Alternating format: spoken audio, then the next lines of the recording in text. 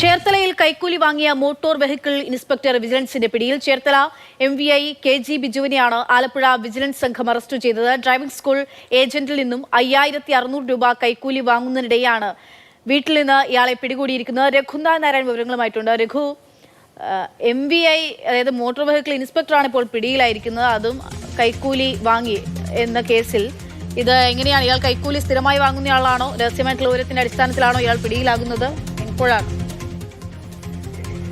Motor വാഹന വകുപ്പിലെ ഭൂരിഭാഗം ഉദ്യോഗസ്ഥരും അഴിമതിക്കാരാണ്. എല്ലാ കാര്യങ്ങൾക്കും അവർ കൃത്യമായ പടി വാങ്ങാറുണ്ട്. ഈ ബിജുവിനെതിരെ ഇത്തരത്തിലുള്ളൊരു വ്യാപകമായ പരാതിക്ക് കാരണം കൂടുതൽ തുക ആവശ്യപ്പെടുന്നു എന്നുള്ളതാണ്. പ്രധാനമായും വാഹനങ്ങൾ റീടെസ്റ്റ് ചെയ്യുന്നതുമായി ബന്ധപ്പെട്ടാണ് ഇയാൾ പൈസ വാങ്ങിക്കൊണ്ടിരുന്നത്. എന്ന് മാത്രവുമല്ല, ഈ വാഹനം റീടെസ്റ്റ് ചെയ്യാൻ വേണ്ടി 3 മണിക്കും 4 മണിക്കുമൊക്കെ ആളുകൾ വന്ന് അവിടെ കാത്തു വരി നിൽക്കും. എന്നാൽ ഇയാൾ കൃത്യസമയത്ത് എത്താറില്ല.